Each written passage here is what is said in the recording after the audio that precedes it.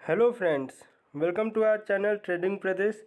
आज 27 मार्च है और आज के झारखंड से रिलेटेड जितने भी इंपॉर्टेंट करंट अफेयर्स बन सकते हैं उन सभी को आज के इस वीडियो लेक्चर में हम लोग डिस्कस करने वाले हैं। और आज से हम लोग 4+4 पॉलिसी पर काम करेंगे। मतलब 4 क्वेश्चन जो होगा वो स्ट्रिक्ट आपका झारखंड करंट अफेयर्स बेस्ड होगा जो डेली हम लोग करते हैं, और 4 क्वेश्चन जो होगा वो शॉर्ट एक्सप्लेनेशन के साथ वो जेपीएससी रिलेटेड होगा। मतलब जो अब तक हम लोग एक साल में जो हम लोग पढ़े ना उन सभी का सारांश या निचोड़ कह लीजिए, उन सभी पर हम लोग डिस्कस करने वाले हैं। और एक इम्पॉर्टेंट बात, 1 अप्रैल को आपको अक्टूबर से लेकर मार्च 31 तक का करंट अफेयर्स लास्ट 6 मंथ का एक मैराथन वीडियो में जो लगभग आपका 1.5 आवर या 2 घंटे का होगा, उसमें हम लोग टॉप 500 क्वेश्चंस को डिस्कस करने वाले हैं। वो लास्ट 6 मंथ का एकदम अपडेटेड होगा। और एक इम्पॉर्टेंट बात, वो बायलिंगुअल होगा, दोनों इंग्लिश और हिंदी दोनों मीडियम ऑफ लैंग्वेजेस के जो स्टूडेंट्स हैं उन दोनों के लिए बेनिफिशियल हैं। ठीक है, चलिए। और बजट का जो 100 क्वेश्चंस हम लोग डिस्कस कर रहे हैं बजट का, उसका पार्ट 1 अपलोड कर दिया गया है, जल्द ही पार्ट 2 पे अपलोड कर दिया जाएगा। टोटल हम लोग 4 पार्ट्स में से कवर करेंगे क्योंकि सारे एस्पेक्ट्स को कवर करना है। अगर एक ही वीडियो लेक्चर में हम लोग इसे कवर करते हैं तो ये काफ़ी बड़ा हो जाएगा, इस कारण से इसे 4 पार्ट्स में हम लोगों ने डिवाइड किया। चलिए, आज के लिए आपका पहला क्वेश्चन है, झारखंड से किन्हें महादेवी वर्मा सम्मान से सम्मानित किया जाएगा। ये फर्स्ट एडिशन है, इससे पहले ये सम्मान किन्हीं को नहीं दिया गया था। और महादेवी वर्मा के बारे में तो आप लोगों ने पढ़ा ही है। आप लोग क्या, हम सभी ने इनके बारे में पढ़ा है। एक्चुअली क्लास 8, 9, 10 में इनकी कविता बहुत प्रचलित है, जिन्हें हम सभी को पढ़ना है, सिलेबस में भी है। चलिए, तो इसका करेक्ट आंसर हो जाएगा option number A, Mrinalini Akhouri. इन्हें सम्मानित किया जाएगा। ये फर्स्ट टाइम है कि इस तरह का पुरस्कार दिया जा रहा है। 2 पॉइंट से ज़्यादा तो नहीं है। ग्लोबल कायस्थ कॉन्फ्रेंस दिल्ली की बिहार शाखा की ओर से प्रथम महादेवी वर्मा सम्मान समारोह आयोजित करने का निर्णय लिया गया है। इसमें विभिन्न क्षेत्रों में उत्कृष्ट कार्य करने वालों को सम्मानित किया जाएगा। झारखंड की प्रसिद्ध गजल गायिका मृणालिनी अखौरी को संगीत के क्षेत्र में इनका डोमेन याद रखिएगा और उनका नाम याद रखिएगा। उनके अमूल्य योगदान के लिए महादेवी वर्मा सम्मान से सम्मानित करने का निर्णय लिया गया है।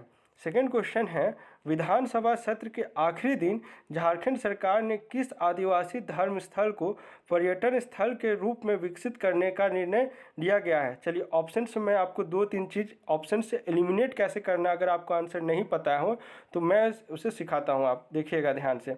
देखिए, पूछ रहा है यहाँ पर आपको क्वेश्चन में पर्यटन स्थल की ही बात की जा रही है, लेकिन अगर आप पढ़िएगा ध्यान से तो पूछा क्या जा रहा है, आदिवासी धर्म स्थल।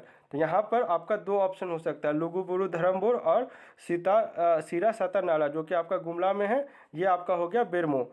तो देखिए, ऑप्शन नंबर ये तो ऐसे एलिमिनेट हो गया। अंजन धाम है, लेकिन ये आदिवासी धर्म स्थल टाइप से ये काउंट नहीं होता है। ये सभी पूर्व जो आपका हिंदू धर्म स्थल हुआ मुख्यतः। अंजन धाम से भी जेपीएससी 2016 में क्वेश्चन पूछा गया है। तो आपका या तो ए होगा या तो बी होगा।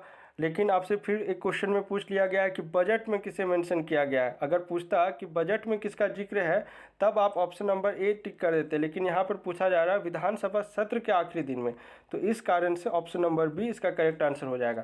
देखिए, अगर आपको आंसर नहीं पता है ना तो इस तरह से आप एनालिसिस करने का कोशिश करिएगा एग्जामिनेशन सेंटर में। कुछ पॉइंट्स हैं जिन्हें देख लेते हैं। झारखंड सरकार के द्वारा आदिवासियों के प्रमुख धार्मिक स्थल गुमला के सीता नाले डुमरी जो प्रखंड वहाँ पड़ता है को पर्यटन स्थल के रूप में विकसित करने का निर्णय लिया गया है। इसके लिए बजट भी एलोकेट कर दिया गया है।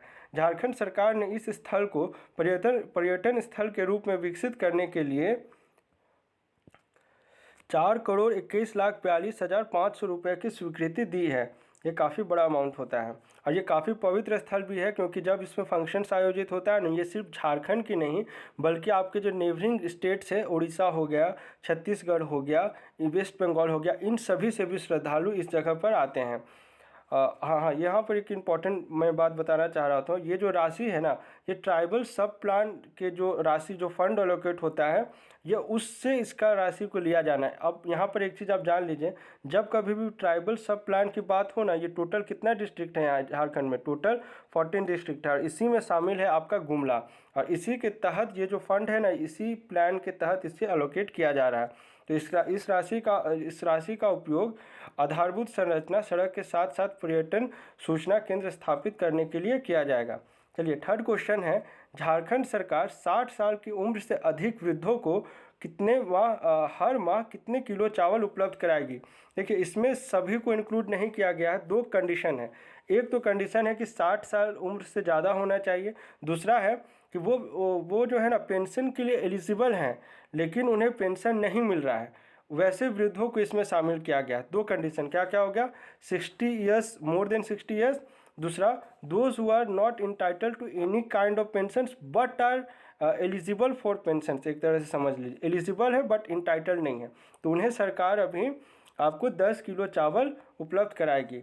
मुख्यमंत्री खाद्यान्न योजना में जो ग्रीन कार्ड बन रहा है ना, अगर उससे सवाल पूछ ले आपको तो क्या मेंशन करना हो, कितना आंसर हो जाएगा, 5 केजी प्रति किलो, पर किलोग्राम जो है, सॉरी पर रुपए, यानी 1 रुपये में आपको 1 केजी के दर से 5 किलो चावल उपलब्ध कराएगी सरकार। दो अलग अलग क्वेश्चन है ये दोनों, कंफ्यूज नहीं करिएगा इसमें। चलिए कुछ पॉइंट्स जिन्हें देख लेते हैं। राज्य के वैसे वृद्ध जो 60 साल की उम्र से अधिक हैं और जिन्हें वृद्धावस्था पेंशन का लाभ नहीं मिल रहा है लेकिन एलिजिबल हैं, उन्हें मिलना चाहिए, उन्हें राज्य सरकार 10 किलो चावल हर माह देगी, मंथली 10 केजी। और कब तक देगी इसे भी समझ लीजिए। ये चावल अन्नपूर्णा योजना का नाम याद रखना है, के तहत उन्हें निःशुल्क दिया जाएगा, यानी फ्री ऑफ कॉस्ट। ऐसे वृद्ध व्यक्तियों को इंदिरा गांधी राष्ट्रीय वृद्धा पेंशन पाने की अर्हता रखनी होगी, मतलब उन्हें बताना होगा कि हाँ हम एलिजिबल हैं, इस जो वृद्धा पेंशन योजना है उसके लिए एलिजिबल हैं लेकिन हमें मिल नहीं रहा है। निःशुल्क चावल वृद्धावस्था पेंशन मिलने तक दिया जाएगा, जब तक उनका पेंशन चालू नहीं हो जाता तब तक उन्हें ये जो चावल है वो उपलब्ध कराया जाएगा। एक बार उनका पेंशन शुरू हो जाता है उसके बाद ये चावल उन्हें उपलब्ध नहीं कराया जाएगा। चलिए अभी तक जो है करेंट में 49,000 अप्रॉक्स मान लीजिए ऐसे लोगों की पहचान की जा चुकी है। चलिए फोर्थ क्वेश्चन, ये काफ़ी इंपॉर्टेंट क्वेश्चन है, इससे आप क्वेश्चन एक्सपेक्ट कर सकते हैं। अगर मैंने यहाँ पे वेरी इंपॉर्टेंट लिखा है ना तो कुछ सोच समझ के ही लिखा है यहाँ पे। हरियाणा में आयोजित 11वीं राष्ट्रीय सब जूनियर पुरुष हॉकी चैंपियनशिप में कौन सी राज्य की टीम चैंपियन बनी है। अभी जो सिमडेगा में आयोजित हुआ था ना 14th सब जूनियर हॉकी चैंपियनशिप, ये वुमेन कैटेगरी में था, फीमेल कैटेगरी में, उसमें कौन चैंपियन बना था, हरियाणा। रनर अप कौन था, झारखंड। यहाँ पे उल्टा हो गया, ये आयोजन कहाँ हुआ था, हरियाणा में। फर्स्ट कौन है, मतलब गोल्ड मेडल किसने जीता, झारखंड में, और रनर अप कौन है, हरियाणा। तो सेम वाइसे वर्सा, एकदम कंफ्यूज नहीं होना है दोनों में। अगर फीमेल पूछ ले तो विनर है हरियाणा और रनर अप है झारखंड, लेकिन अगर मेल में पूछ ले तो विनर है झारखंड और रनर अप है हरियाणा। चलिए कुछ पॉइंट्स इन्हें देख लीजिए। ये उस सेरेमनी के बाद की फ़ोटो है सभी मेडल्स के साथ। चलिए, हरियाणा में आयोजित 11वीं राष्ट्रीय सब जूनियर पुरुष हॉकी चैंपियनशिप में हरियाणा की टीम को पराजित कर झारखंड की टीम ने गोल्ड मेडल जीता।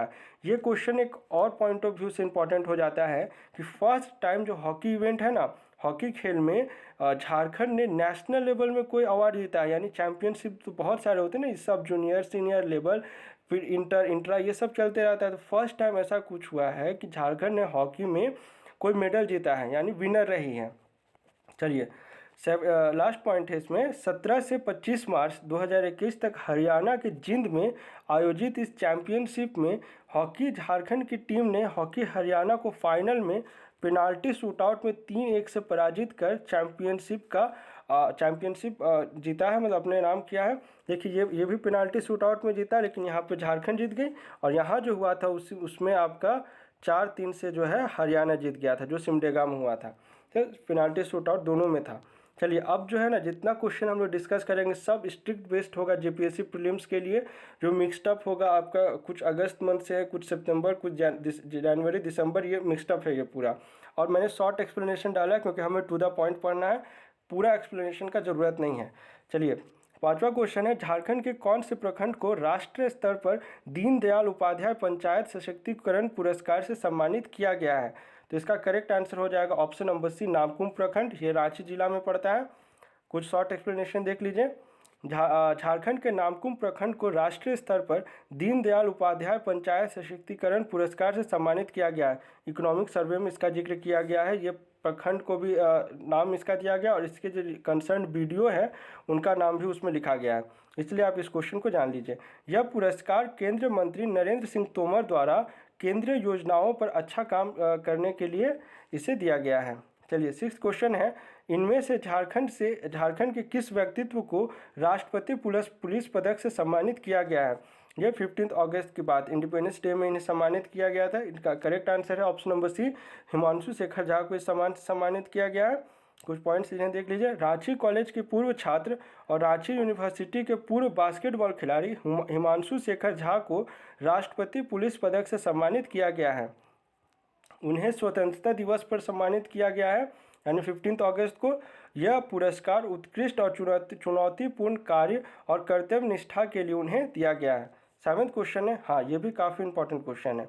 झालसा की कौन सी योजना के तहत जेल में बंद कैदियों के परिजन संपूर्ण सहायता पहुंचाने का काम जिला विधिक सेवा ये स्प्रिंट टाइपो हो गया है, सेवा प्राधिकार को सौंप दिया गया। दो होता है, एक झालसा होता है, वो क्या झारखंड स्टेट लीगल हो गया, एक डालसा हो गया डिस्ट्रिक्ट, क्योंकि यहाँ पे झारखंड की बात हुई तो ये झारखंड डिस्ट्रिक्ट से रिलेटेड है। और इस योजना का नाम है आपका ऑप्शन नंबर सी, कर्तव्य योजना। चलिए सितंबर महीने की बात है ये। डालसा ऐसे लोगों की पहचान कर उन तक आवश्यक सुविधाएं उपलब्ध कराने के साथ सरकार की लाभकारी और कल्याणकारी योजनाओं से जोड़ने का कार्य कर रहा है।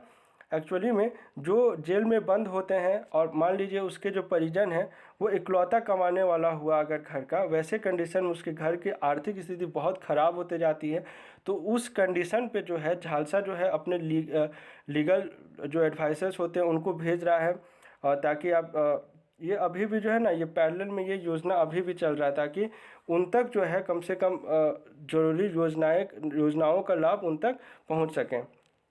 ये इसका शुरुआत जो है आपका बिरसा मुंडा केंद्रीय कारागार से किया गया और स्टार्टिंग जो है 41 कैदियों से की गई। हाँ, यहाँ पर एक्सप्लेनेशन लिख दिया गया।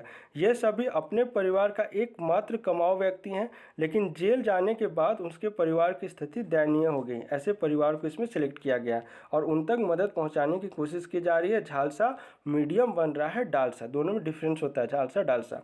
चलिए 8वां क्वेश्चन, हाँ ये भी योजना रिलेटेड क्वेश्चन है। Jharkhand renewable energy development agency, जिसे हम लोग जेरेडा कहते हैं, के द्वारा किस योजना के तहत राज्य के 3 जिलों के लाभुकों को सोलर पंप दिया जाएगा?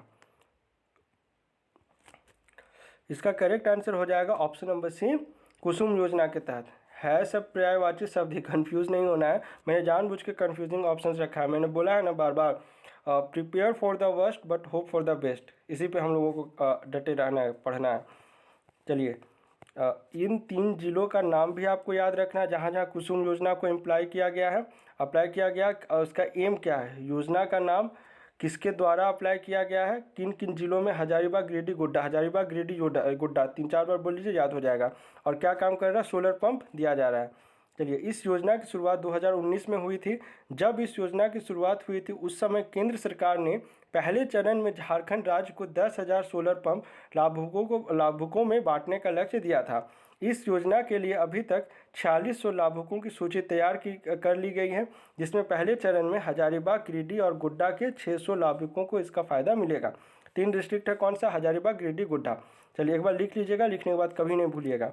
चलिए प्रीवियस कुछ क्वेश्चन को थोड़ा डिस्कस कर लें। हाँ, जयपाल सिंह मुंडा पारदर्शी छात्रवृत्ति योजना के तहत उच्च शिक्षा के लिए कितने आदिवासी छात्रों को ब्रिटेन भेजा जाएगा? कुछ आयरलैंड है, 2 यूके प्लस आयरलैंड है ना, यहाँ पे मिसप्रिंट हो गया था। तो टोटल कितने स्टूडेंट्स को भेजना है? 10 स्टूडेंट्स को। बजट कितना एलोकेट किया है? 10 करोड़। आप 10+10 करके इसे याद रख सकते हैं। ठीक, चलिए आज के लिए आपका क्विज क्वेश्चन है, राज्य के कितने जिलों में डिस्ट्रिक्ट अर्ली इंटरवेंशन सेंटर का निर्माण किया जाएगा? आपके ऑप्शन है 7, 12, 21 या 24 जिलों में। थोड़ा सा इसके बारे में समझ लीजिए आप। ये डिस्ट्रिक्ट अर्ली इंटरवेंशन सेंटर आखिर है क्या? इसमें क्या होता है ना, जो रूरल एरियाज रहते हैं, ग्रामीण इलाके, उसमें जब जो नवजात बच्चे का जब जन्म होता है उस समय किसी ना किसी बीमारी से अगर उसका देखभाल नहीं किया गया, उस तक बीमारी में अगर सही समय पे कुछ उस तक समाधान नहीं पहुंचता तो उसकी मृत्यु हो जाती। बस इसी जो है ना बाल मृत्यु दर में कमी लाने के लिए इस तरह का इनिशिएटिव जो है स्टेट गवर्नमेंट द्वारा लिया जा रहा है और इसे टोटल कितने डिस्ट्रिक्ट्स में ओपन करना है आपको इसे बताना है। चलिए मिलते हैं झारखंड के अगले करंट अफेयर वीडियो लेक्चर के साथ। Thanks for watching this video.